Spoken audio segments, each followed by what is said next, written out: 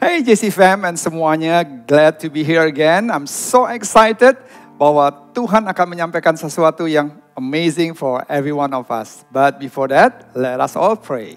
Lord, we are praying supaya setiap kami diberkati Tuhan dan hidup kami diubahkan dari dalam keluar. Dan hidup kami bisa menjadi kebanggaan Tuhan dan bagi banyak orang. We are ready to receive the word of God di dalam nama Tuhan Yesus. Amin. Alright. Minggu lalu Pastor Ed khotbah mengenai trusting and preparing. And these two things itu yang kita butuhkan di dalam kehidupan kita selama-lamanya. Dari mulai kita hidup sampai kita meninggalkan dunia ini. Kenapa? Karena ini bicara mengenai trusting, bicara mengenai vertikal. Kita berharap, kita bersandar, kita percaya, kita mengandalkan Tuhan, menantikan Tuhan. Kita fokus kepada Tuhan, kita berserah kepada Tuhan. Itu bicara mengenai trusting, bahwa Tuhan selalu menyiapkan yang terbaik. Tapi yang kedua adalah preparing. Tuhan lakukan bagian kita, kita harus melakukan bagiannya kita. Nah, bagaimana kita mempersiapkan bagian kita? Tuhan memberikan hikmat kepada kita untuk kita bisa mempersiapkan yang terbaik. Dan apa yang harus kita persiapkan? Kita bicarakan pada saat minggu lalu. And today, I'm going to continue the preaching of the word sesuai dengan apa yang Tuhan mau taruh dalam hati kita. Anyway, yuk kita mulai dengan membaca kebenaran firman Tuhan dalam Amsal 21 ayat 31. Firman Tuhan berkata demikian, kuda diperlengkapi untuk hari peperangan, tapi kemenangan ada di tangan Tuhan. Atau dalam bahasa Inggrisnya, di dalam Message Bible dikatakan, do your best, prepare for the worst, then trust God to bring victory. Sekali lagi, do your best, lakukan yang bisa kita lakukan. Tapi juga prepare for the worst. Kita boleh merencanakan. Tapi kita gak pernah tahu sebaik-baiknya perencanaan kita. Sebaik-baiknya strategi yang kita miliki. Pasti ada saja masalah. Pasti ada aja tantangan. Sehingga kita harus mempersiapkan sampai hal-hal yang terburuk kalau itu terjadi di dalam kehidupan kita.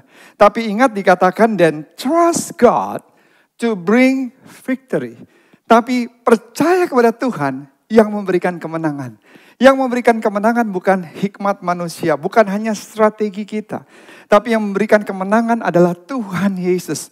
Karena kita harus benar-benar percaya, abide in Him, put our trust in Him, rely on Him. Dan kita menantikan semua jawabannya Tuhan.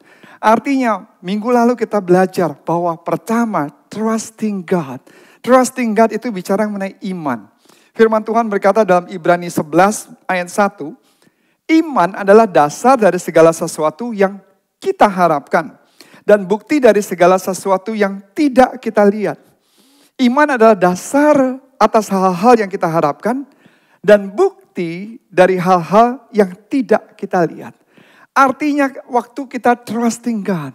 Artinya kita punya iman dari dasar segala sesuatu yang kita inginkan. Yang kita ingin peroleh, yang kita ingin dapatkan. Dan waktu kita trusting God, percaya sama Tuhan, itu bukti dari segala sesuatu yang tidak kita lihat. Kita belum lihat apa yang kita inginkan terjadi dalam kehidupan kita. But when you are trusting God, waktu kita percaya kepada Tuhan, itu seperti iman, dasar dari segala sesuatu yang kita harapkan. Dan bukti dari segala sesuatu yang tidak kita lihat. Itu bagian pertama. Kedua, waktu kita trusting God, Tuhan juga mau kita mempersiapkan. Nah, firman Tuhan berkata dalam Amsal 22 ayat 3, kalau orang bijak melihat malapetaka, bersembunyilah ia. Tetapi orang yang tak berpengalaman berjalan terus lalu kena celaka. Firman Tuhan juga berkata, orang bijak melihat bahaya, lalu bersembunyi. Tapi orang naif melintasi atau kena celaka. Jadi pertama, Tuhan mau kita percaya dengan Dia. Trusting God. Iman adalah dasar dari segala sesuatu yang kita harapkan dan bukti dari segala sesuatu yang tidak kita lihat. Tapi yang kedua, Tuhan memberikan hikmat. Supaya kita tidak celaka. Supaya kita tidak jatuh. Supaya kita waktu menghadapi musibah, tantangan. Kita tahu apa yang harus kita lakukan. Artinya we expect the best, but plan for the worst. Kita mempersiapkan boleh yang terbaik. Tapi kita juga harus merencanakan untuk hal-hal yang buruk bisa terjadi di dalam kehidupan kita. Nah, yang pertama minggu lalu kita bahas adalah jangan saudara coba menjadi seperti Tuhan. Saudara mungkin bertanya, Pastor Ed, maksudnya menjadi seperti Tuhan artinya apa sih? Artinya saudara boleh berbohong atau saudara bisa menutupi keyakinan saudara yang sesungguhnya kepada Tuhan di hadapan orang lain. Dengan mungkin apa yang saudara lakukan, kegiatan saudara secara rohani, kelihatannya saudara beribadah secara rutin, baca firman Tuhan, berdoa, bahkan berpuasa. Tapi Tuhan tahu dalam kedalaman hati saudara, saudara benar-benar mengandalkan Tuhan tidak? Saudara benar-benar berserah kepada Tuhan enggak? Saudara sungguh-sungguh fokus kepada Tuhan atau tidak? Tuhan tahu. Dan waktu kita gabungkan, trusting, bukan trusting lagi percaya kepada Tuhan, tapi percaya kepada diri kita sendiri. Dan melakukan segala macam persiapan dengan hikmat dari manusia. Artinya kita mau menjadi seperti Tuhan. Ingat dosa pertama. Pada saat waktu itu Tuhan bilang sama Adam dan Hawa, tidak boleh makan buah dari pohon pengetahuan yang baik atau tidak baik ini. Tapi tiba-tiba iblis datang dan berkata, siapa bilang seperti itu? Kalau kamu makan buah pohon pengetahuan baik atau tidak baik, firman Tuhan berkata dalam Kejadian 3 ayat 5, kamu akan menjadi seperti Allah. Wow. Pada saat waktu Hawa mendapatkan tawaran seperti itu dari si ular iblis, kamu akan menjadi seperti Allah. Langsung diambil buah itu. Karena kalau kamu makan buah pengetahuan yang baik tidak baik, maka kamu akan bisa mengetahui mana yang baik atau tidak baik. Bukankah dari awal orang mau menjadi seperti Tuhan? Artinya saudara mungkin boleh tetap datang beribadah. Saudara ikut puasa. Bahkan saudara menjadi pelayan Tuhan, menjadi volunteers. Saudara punya gantungan salib saudara, kalung salib saudara itu paling besar. Tapi Tuhan tahu, benar-benar tidak saudara mengandalkan Tuhan. Orang yang sungguh-sungguh mengandalkan Tuhan, dia akan seperti Daniel, bahkan di posisi yang tertinggi. Orang yang pintar, berhikmat, orang yang cerdas, hebat. Tapi setiap hari tanpa orang tahu, firman Tuhan berkata, waktu dia pulang ke rumah, dia 3 kali sehari berlutut berdoa kepada Tuhan. Karena dia tahu, dia bisa sukses, dia bisa berhasil. Semua itu karena Tuhan. Ingat kita sangat terbatas dalam segala hal. Hari ini saudara gak bisa tiba-tiba dari Jakarta terus kemudian saudara berharap saudara ada di Amerika. Terus kemudian saudara ada di Amerika. Setiap hari kita butuh tidur, Tuhan gak pernah tertidur. Tuhan bisa ada dimanapun juga. Di Amerika, di Kanada, di Singapura, di Hong Kong, di Jepang, di Afrika. Dalam waktu yang bersamaan, He is everywhere. And He is standby 24/7. Saudara pernah gagal, saya pernah gagal. Tuhan tidak pernah gagal. Artinya Tuhan adalah Tuhan yang sempurna. Karena daripada itu kita harus merendahkan hati kita. Spirit of humility, kerendahan hati. Firman Tuhan berkata dalam Matius 23 ayat 11, barang siapa meninggikan diri, dia akan direndahkan. Barang siapa merendahkan diri, ia akan ditinggikan. Siapa yang meninggikan dirinya akan direndahkan, siapa yang merendahkan dirinya akan ditinggikan. Artinya Tuhan mau merendahkan diri, merendahkan hati itu maksudnya apa? Merendahkan hati atau merendahkan diri adalah kita datang kepada Tuhan setiap hari. Setiap saat, di tengah-tengah kesibukan, di tengah-tengah kesuksesan, di tengah-tengah masalah yang sudah hadapi. Saudara berkata, God, I really need you. I need your wisdom, Lord. I need your guidance. Aku butuh hikmatmu. Aku butuh petuntunanmu. I need your power, Lord. I need your love. I need your strength. Aku butuh kekuatan daripada. I need you more than anything, Lord. Because without you, I'm nothing. Bukan hanya lip singing. Bukan hanya perkataan saja. Tapi benar-benar from deep down of your heart. Dari kedalaman hati saudara. You cry before Jesus. Dan saudara katakan, Lord, I really need you. I will love you more than anything. You are my everything. Itu poin yang pertama. Yang kedua, Tuhan berikan hikmat kepada kita. Dan hikmat apa yang Tuhan berikan kepada kita? Minggu sebelumnya, Pastor bicara mengenai bagaimana kita juga harus memiliki masa depan yang cerah. Tuhan memberikan hari depan yang penuh dengan pengharapan. Tapi ingat, poin yang pertama, saudara harus punya tujuan dan juga fokus dengan tujuan. You must have purpose and focus on the purpose. Kan daripada itu sangat penting. Banyak orang punya tujuan di dalam kehidupan. Tapi mereka tidak fokus dengan tujuan tersebut. Karena daripada itu sudah, if you have a God-given purpose in your life, focus on it.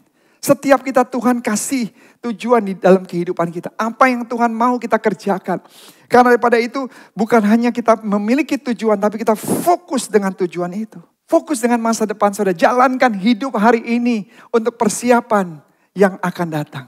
Nah karena itu 5 hal yang Tuhan mau untuk kita kerjakan. Hikmat daripada Tuhan secara horizontal. Preparation, mempersiapkan perencanaan yang baik dengan hikmat daripada Tuhan. Kita bahas yang pertama kemarin bicara mengenai investasi dan memberi. Yaitu kita mau belajar. Bukan menghambur-hamburkan uang saja. Tapi kita belajar untuk menabung, saving. Dan bukan hanya saving, tapi investing, investasi. Tapi firman Tuhan memberikan hikmat juga kepada kita. Di situ firman Tuhan berkata, berilah dan kamu akan diberi. Atau di dalam bahasa Inggrisnya Lukas 6 ayat 38, give and you will receive. Kadang-kadang orang berpikir, oh iya pastor benar, saya harus menabung, saya harus saving, saya harus investing. Tapi akhirnya kita enggak memberi sama sekali. Tapi kalau kita mendapatkan hikmat daripada Tuhan, dikatakan, give and you will receive. Berilah maka kamu akan diberi. Pada saat waktu kita enggak memberi, kita enggak mendukung pekerjaan Tuhan, kita tidak memberi, melakukan sesuatu untuk kemuliaan bagi nama Tuhan, kita sedang memutus, yaitu berkat Tuhan di dalam kehidupan kita. Karena firman Tuhan katakan, give and you will receive.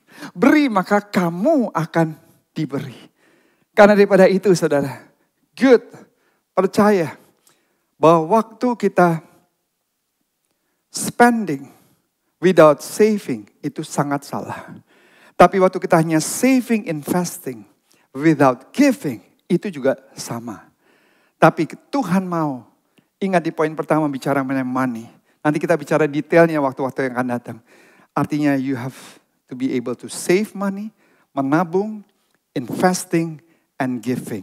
Dan jangan lupa, pertama adalah giving. Janda yang miskin, dia memberi yang terbaik terlebih dahulu. Elia pada saat gak punya apa-apa. Cuma hanya segenggam tepung dan sedikit minyak. Yang hanya dipersiapkan 1 kali makan bersama dengan anaknya. Dan akan habis dan mereka gak tahu lagi bagaimana hidup. Tapi dia mempersembahkan terlebih dahulu. Give. Dan waktu Tuhan mengembalikan.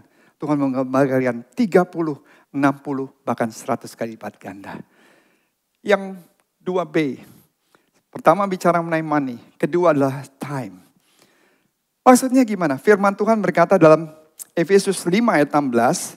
Adalah pergunakan waktu yang ada. Karena hari-hari ini adalah jahat. Tapi bahasa Inggrisnya lebih jelas dikatakan. Making the most of the time.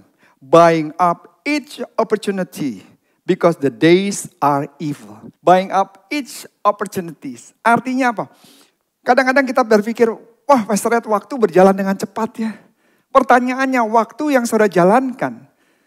Saudara jalankan waktu itu dengan bijaksana atau tidak? Maksudnya bijaksana seperti apa? Saya kasih contoh. Saya kasih uang kepada saudara 1 juta. Untuk saudara bisa pergi belanja ke satu toko. Bilang deh ke toko itu Zara. Saya nggak di-endorse sama Zara, tapi sebagai contoh saja. Ke Zara dan saudara hanya punya 1 juta untuk bisa memilih baju.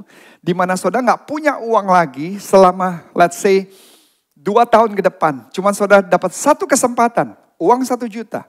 Pergi ke Zara lagi sale habis-habisan 70% bahkan 80%. Tapi dengan uang 1 juta saudara akan memilih dengan bijak. Barang-barang apa yang saudara perlu untuk saudara bisa beli dengan uang 1 juta. Karena hanya itu yang saudara miliki untuk 2 tahun ke depan. Saudara akan masuk toko tersebut, saudara akan pilih benar-benar dengan teliti. Saudara terkasih, kalau saudara lihat di dalam kehidupan waktu kita menjalankan waktu, akan banyak kesempatan yang tersedia. Saudara harus tanya sama Tuhan. Ingat dari pertama, di poin kedua tadi, saudara harus memiliki tujuan dan fokus. Saudara harus tahu, saudara punya duit, saudara punya kesempatan. Di sini dikatakan buying up each opportunity. Saudara hanya punya kesempatan, saudara gak bisa melakukan semua hal, saudara. Kalau bisa saudara lakukan semua hal dari A sampai Z setiap kesempatan yang ada. Puji Tuhan. Tapi setiap kita waktunya terbatas. Karena itu saudara harus menjalankan waktu dengan bijaksana. Artinya saudara dalam pekerjaan saudara, profesi saudara, apapun yang saudara lakukan seperti saudara lakukan untuk Tuhan. Berikan yang terbaik. Saudara, hidup kita bukan series of event and tasks. Bukan hanya peristiwa-peristiwa dan pekerjaan-pekerjaan aja yang harus kita kerjakan, saudara. Tapi series of opportunities. Adalah kesempatan-kesempatan. Maksudnya apa? Sekali lagi, saudara lakukan sesuatu yang memuliakan Tuhan. Sesuatu yang bisa menjadi berkat. Sesuatu yang punya nilai positif di masyarakat, di dalam kehidupan. That you can be a great blessing to many people. And especially you can make him proud. Membanggakan hati Tuhan. Karena daripada itu, bijaksana dengan waktu. Kesempatan-kesempatan yang ada di depan saudara. Pilih dengan bijaksana. Apa yang harus saudara lakukan? Tanya sama Tuhan. Apakah yang saudara mau lakukan ini adalah sesuatu yang bijak untuk saudara jalankan? Atau jangan-jangan saudara hanya menjalankan sesuatu yang menyia-nyiakan waktu saudara. Pertama bicara mengenai money. Kita udah bicara mengenai invest, saving, and giving. Kedua bicara mengenai time. Time kita bicara mengenai opportunity, kesempatan. Yang C bicara mengenai health, yaitu kesehatan yang Tuhan beri. Banyak orang suka bilang begini, Mas Red, yang paling penting hubungan saya sama Tuhan aja, spiritual content aja, spiritual relationship. Yes, I really believe that. It's very important. Tapi jangan kita abaikan hal ini. Kenapa? Kita bisa memuliakan Tuhan, kita bisa in touch with God. Tapi kalau tubuh kita nggak sehat, you cannot do anything. Firman Tuhan berkata demikian dalam 1 Korintus 6 ayat 19 sampai 20. This is a good teaching. Atau tidak tahukah kamu bahwa tubuhmu adalah bait Allah Roh Kudus yang diam di dalam kamu, Roh Kudus yang kamu peroleh dari Allah, dan bahwa kamu bukan milik kamu sendiri. Sebab kamu sudah dibeli dan harganya telah lunas dibayar. Karena itu muliakan Allah dengan tubuhmu. Pelajaran apa yang saya mau kasih tahu di tempat ini? Tidak tahukah tubuhmu bait Allah dan Roh Kudus tinggal di dalammu? Last week I told you this. Minggu lalu saya sampaikan seperti ini. Waktu kita terima Yesus, once you have a good relationship with Jesus, when you say, Lord, I repent, saya bertobat dan saya membuka hati, I open my heart and I receive you as my only Savior. Aku menerima Tuhan sebagai Tuhan dan Juru Selamat satu-satunya dalam hidup saya. Dan waktu saudara ucapkan itu, right on that moment, Jesus move into your body. Jesus live in your body. Jesus resides in your body. Yesus langsung tinggal dalam tubuh kita. Kenapa? Karena tubuh kita adalah bait Allah. Wow. Karena daripada itu saudara harus penting. Tubuh ini adalah bait Allah. Mau macam-macam tubuh, mau kurus, gemuk, tinggi, pendek, whatever. Tubuh kita adalah bait Allah. Dan Tuhan berkata, I care about your body. So you should take care of your body. Saya peduli dengan tubuhmu. Karena tubuhmu adalah bait Allah. Dan aku akan tinggal di dalam tubuhmu. Karena itu engkau harus take care. Kamu harus pelihara tubuh yang aku berikan. Hikmat yang pertama bicara mengenai money. Uang. Bicara yang kedua, bicara mengenai time. Yang ketiga, kita bicara mengenai health tubuh. Ke-D, 2D. Hikmat yang Tuhan berikan adalah gigih on the marketplace. Jadi yang D, kita bicara mengenai hikmat di marketplace. Saudara dikasih, jangan saudara kecewa sama ini, pindah. Nggak suka sama atasan saudara, langsung cari pekerjaan yang lain. Dan saudara harus melakukan pekerjaan-pekerjaan rutin, saudara rasanya malas, rasanya kerjaan ini lagi dan ini lagi. Padahal sebenarnya, tadi saya baru selesai interview dengan prinsipal dari sekolah anak saya. IJ yang ketiga, yang paling kecil. Karena dia akan mau masuk sekolah untuk bulan Juli, sekolah yang baru, yang kita rasa akan cocok buat dia. Dia bilang pelajaran-pelajaran yang kita berikan adalah setiap page, setiap halaman itu bicara mengenai mastery. Yaitu satu Satu subjek itu bisa ada 12 buku, satu buku itu sekitar 30 sampai 40 halaman. Tapi setiap halaman itu dalam satu buku itu akan banyak pengulangan. Namanya mastery. Maksudnya pengulangan apa? Supaya kita benar memasterkan apa yang kita pelajari. Jadi halaman pertama, halaman kedua, halaman ketiga. Itulah pengulangan. Dan kadang-kadang waktu kita diizinkan Tuhan menjalankan satu pengulangan lagi. Karena Tuhan masih belum melihat spirit of excellence dari apa yang kita kerjakan. Dan waktu kita melakukan pengulangan, kita rasanya mau menyerah, rasanya males, rasanya capek lah gitu. Kayaknya bosan. Akhirnya Tuhan kasih analogi semut. Amsal 6 ayat 6 sampai 8. Tuhan bilang, hai pemalas. Wow. Sekali lagi Tuhan bilang, hai pemalas. Pergilah kepada semut, perhatikanlah dan jadilah bijak. Tuhan bilang perhatikanlah actionnya, perhatikanlah lakunya dan jadilah bijak. Untuk bisa bijaksana aja Tuhan bilang belajar tuh dari semut. Ini bukan saya yang sampaikan, Tuhan yang sampaikan. Di situ dikatakan biarpun gak ada pemimpinnya, tidak ada pengaturnya, tidak ada penguasanya. Para semut itu menyediakan roti di musim panas dan mengumpulkan makanan pada waktu panen. Istilahnya semut itu rajin luar biasa. Walaupun dia melakukan hal yang sama. All over again and again. Days in, days out. Melakukan hal yang sama. Terus kalau saudara lihat kan semut kerjaannya seperti itu. Bolak balik jalan yang sama. Rute yang sama. Mungkin cari roti, cari makanan. Saudara. Gak ada kegiatan-kegiatan yang lain. Tuhan sengaja mengambil analogi ini. Bahkan beberapa macam semut bisa hidup sampai 14-15 tahun. Artinya apa? Tuhan bilang lihat kalau Tuhan kasih kesempatan itu. Maka ada firman Tuhan bilang, setia dengan perkara kecil, engkau dipercayakan perkara-perkara yang besar. Kadang-kadang perkara yang kecil aja ya kita belum setia. Gimana Tuhan mau mempercayakan perkara yang besar? I always believe this. Listen carefully. Saya selalu percaya but promotion comes from the Lord.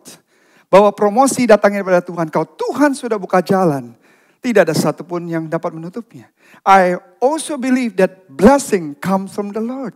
Kita lakukan bagian kita. Kita bekerja seperti untuk Tuhan.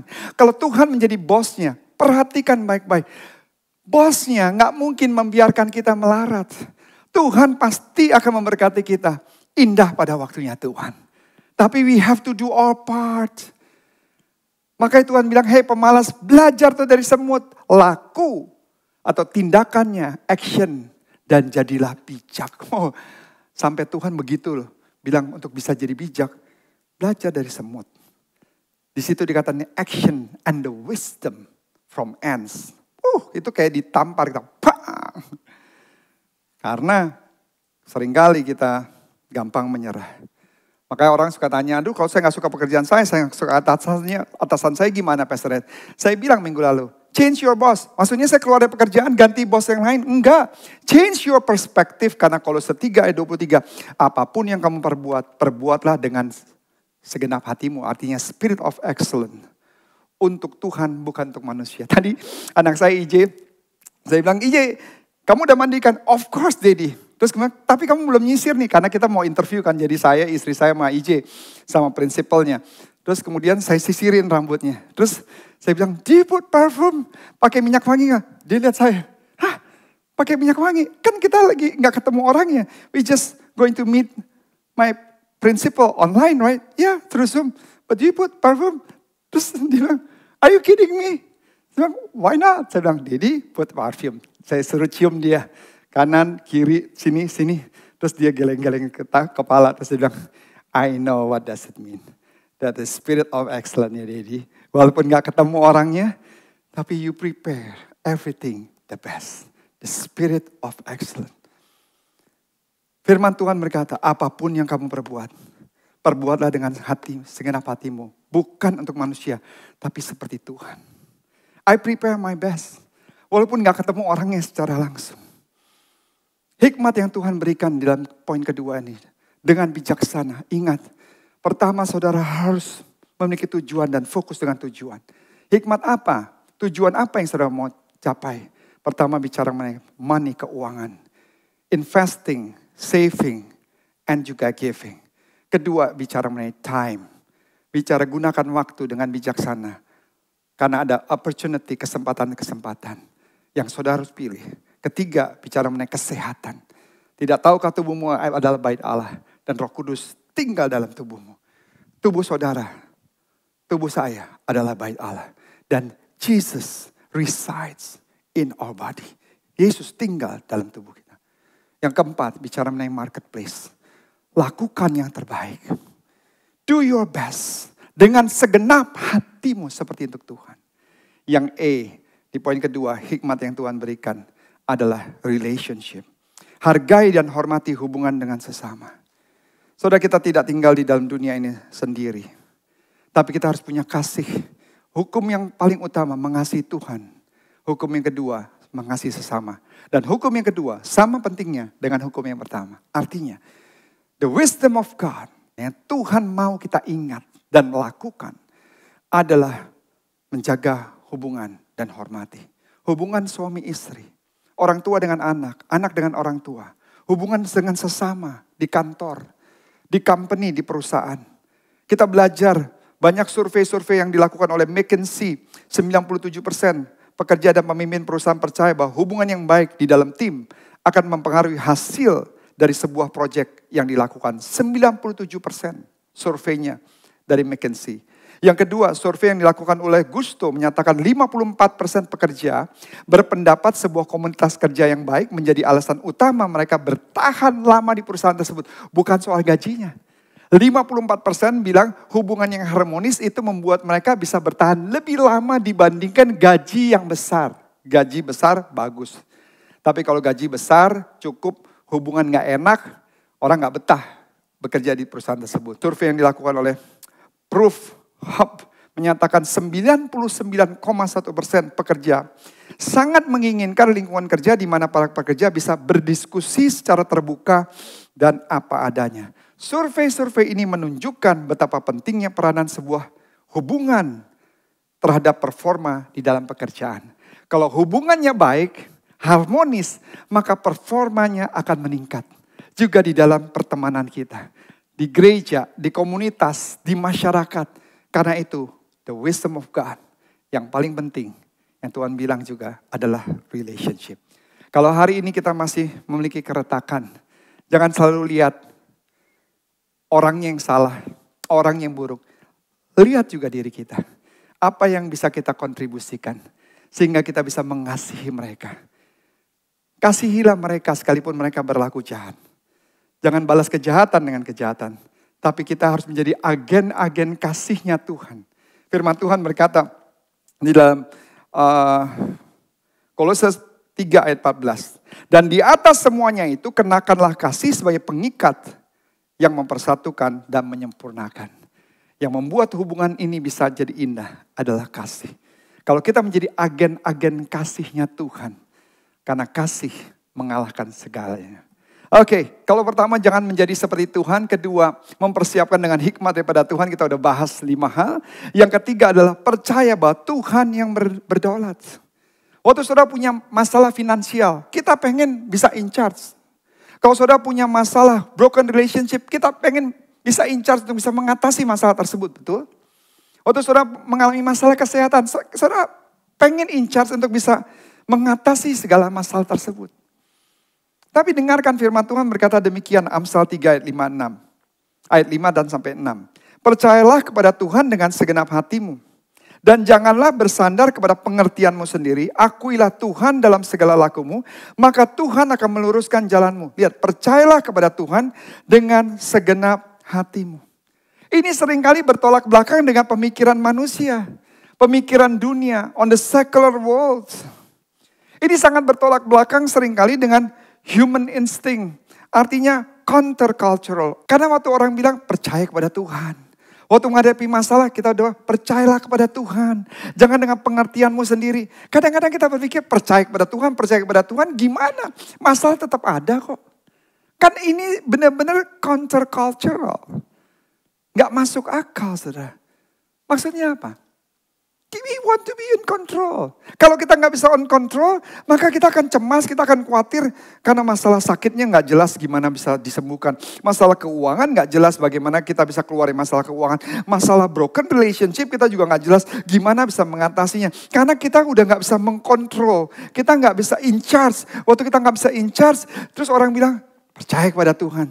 I don't believe that. Pada saat waktu anak-anak saya, mau itu dari yang Rachel paling tua, Jacob, EJ. Pada saat waktu kecil, waktu ada masalah, apa yang ada? Kalau misalnya di rumah, tiba-tiba ada halilintar, ada thunders, hujan keras, wah. Anak-anak kecil pasti lari kepada mama papanya, peluk mama dan papanya. Kenapa? Karena dia butuh untuk hold on something. Supaya dia bisa in charge. Waktu bisa hold on something, dia aman. Waktu kita punya masalah keuangan, waktu kita punya keuangan yang aman, kita tetap aman. Tapi waktu kita mau pegang, nggak ada keuangan, nggak ada saving, nggak ada apapun yang bisa menolong kita. Kita kayak memeluk sesuatu yang kosong. Di dalam pekerjaan, kita bisa hold on our job.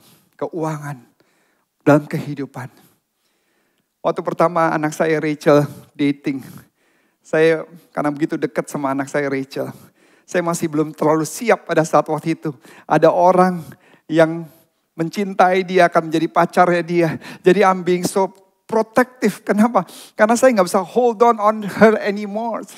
Jadi rasanya waktu itu kayak udah belum apa, udah takut kehilangan. Dan saya ingat waktu kakak saya, waktu harus hamil triplets, 3 anak. Dan dokter bilang bahwa 2 anak dalam kandungan ini menghimpit anak yang satu. Jadi yang harus dilakukan adalah anak yang satu ini, yang perempuan ini harus dibuang. Kalau tidak, yang satu ini bisa membahayakan 2 anak ini, bahkan membahayakan posisi kakak saya. Dan kakak saya bisa juga kehilangan nyawanya. Tapi pada saat itu, dia mengandalkan Tuhan. Dia percaya bahwa Tuhan yang berdaulat. Dia berdoa, dia percaya. Buktinya, akhirnya 3 anaknya lahir sehat-sehat, saudara bisa lihat fotonya. Dan saat ini udah besar-besar, sehat, gak ada kekurangan sesuatu apapun. Dan saudara kasih firman Tuhan berkata dalam Imamat 3 ayat 25-26. Tuhan adalah baik bagi orang yang berharap padanya. Bagi jiwa yang mencari dia adalah baik menanti dengan diam pertolongan. Menanti dengan diam pertolongan. To wait for him to save. Trusting, percaya Tuhan yang berdaulat. Di sini sesuatu yang unik, menanti dengan diam. Menanti dengan diam. Stop, menanti. Saudara pikir kalau menanti itu seperti nggak ada tindakan, banyak orang bilang, menanti kayak nggak ada tindakan. No, stopping is not in action. Berhenti dengan diam bukannya berarti tidak ada tindakan. Perhatikan baik-baik, this is a good teaching. Waktu kita menanti dengan diam, when we are waiting for the Lord, artinya apa? We are inviting God to be part of the action. Kita mengizinkan Tuhan melakukan bagiannya untuk melakukan tindakannya. Stopping is not doing nothing. It's allowing God the chance to do something. Berhenti dan diam, bukannya gak melakukan sesuatu, tapi berhenti dengan diam itu mengizinkan Tuhan melakukan sesuatu di dalam kehidupan kita. Dan saudara berkata, God, I don't have any control anymore for what I'm facing. But I'm waiting on you. And I really believe that you will take action upon what I'm facing.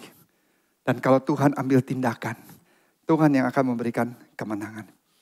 Amsal 3 ayat 6 dikatakan, akuilah dia dalam segala lakumu, maka ia akan meluruskan jalanmu. Wow, saudara. You can say this, God, I need you. Tuhan, aku butuh engkau. God, help me. Give me wisdom, berikan aku hikmat. Maka Tuhan will make a path for you. Yang pertama, jangan menjadi seperti Tuhan. Andalkan Tuhan. Kedua, buat perencanaan dengan hikmat daripada Tuhan. Artinya saudara harus punya tujuan dan fokus dengan tujuan. Bicara mengenai money, uang. Bicara mengenai time, waktu. Bicara mengenai health, kesehatan. Bicara mengenai marketplace dan relationship. Yang ketiga kita baru bahas tadi. Tuhanlah yang berdaulat. Yang keempat, Tuhan yang memberikan yang terbaik. Tuhan memberikan yang terbaik. Mungkin saudara bertanya, buktinya apa? I really believe the reason He works for your best is because He loves you so deeply. Alasan satu-satunya yang paling utama, Tuhan siapkan yang terbaik buat kita, anak-anaknya. Karena Tuhan sayang sama kita. Bukti Tuhan sayang sama kita. Dia meninggalkan surga. Dia datang ke dunia. Dia mati di atas kayu salib. Bukan untuk dirinya, tapi untuk saudara dan saya. Lihat Roma 8 ayat 32. Ia yang tidak menyayangkan anaknya sendiri, tetapi yang menyerahkannya bagi kita semua. Bagaimana mungkin ia tidak mengaruniakan segala sesuatu kepada kita bersama-sama dengan Dia.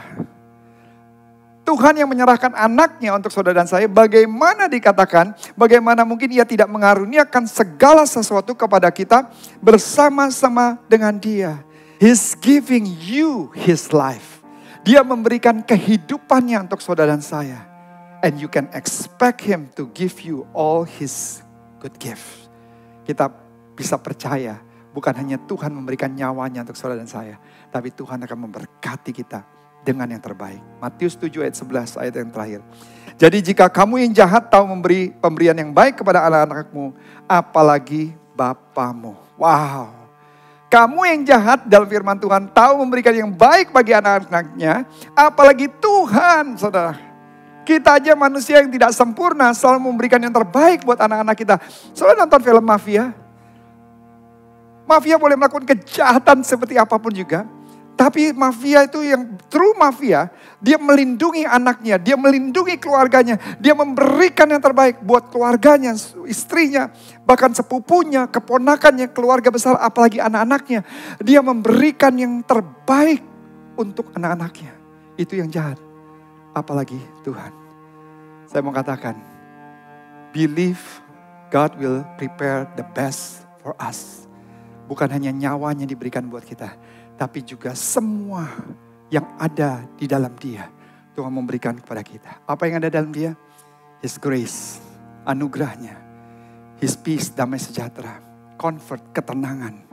Strength, kekuatan. Hope, pengharapan. Kasih. And His material blessing will be poured upon your life. God bless you. Kiranya khotbah firman Tuhan hari ini benar-benar memperlengkapi kita. Trusting vertical. Preparing. Jangan coba menjadi seperti Tuhan. Minta hikmat daripada Tuhan dalam membuat perencanaan. Dengan punya tujuan dan fokus. Apa yang harus saudara fokuskan. Dan tujuan apa? Bicara mengenai uang, money, time, health, kesehatan, marketplace, relationship. Dan percaya di poin ketiga. Kita punya Tuhan yang berdaulat. Dan yang keempat, as closing. Tuhan selalu memberikan yang terbaik. So blessed, so excited. I love you all. Yes, kita juga belajar di poin yang terakhir. Bahwa Tuhan memberikan yang terbaik. Mungkin saudara bertanya, dari mana Tuhan bisa memberikan yang terbaik? Ingat, Tuhan memberikan nyawanya. Untuk saudara dan saya di atas kayu salib. Dan firman Tuhan berkata, bukan hanya Tuhan memberikan nyawanya saja. Tapi segala sesuatu yang ada bersama dengan Dia. Tidakkah Tuhan akan mengaruniakan segala sesuatu bagi kita? Kalau Tuhan selalu memberikan yang terbaik, the best. Bagaimana dengan saudara dan saya? It is the time for us to prove our love to Him. Ada satu kesempatan dan bukti untuk kita mengasihi Tuhan melalui persembahan ini. As our worship. As our love expression to our beloved God. Karena daripada itu persiapkan yang terbaik. Dan kita akan mendukung pekerjaan Tuhan through this JC online platform. Supaya benar-benar khotbah-khotbah ini, pesan-pesan Tuhan bisa menjadi berkat. Bukan hanya buat kota Jakarta, buat Indonesia dan dimanapun kita berada. That we can really be transformed by the word of God kayak hari ini. Preparing and trusting yang menjadi satu kekuatan untuk kita jalankan dalam hidup ini. Tuhan kau memberkati setiap tangan-tangan yang siap mentransfer, siap mendukung pekerjaan Tuhan. Dan kami mau memberikan bukan yang sisa untuk Tuhan. We want to give our best offering. Karena kami mau menjadi bendahara Tuhan. Kami percaya I'm trusting you 100%. Bahwa firman Tuhan berkata, berilah maka kamu akan diberi. Give and you will receive. And this is our best giving, best offering. And by faith, we believe that we will receive abundantly. In the name of Jesus, dalam nama Yesus, mari kita memberi dengan sukacita, bukan dengan paksaan.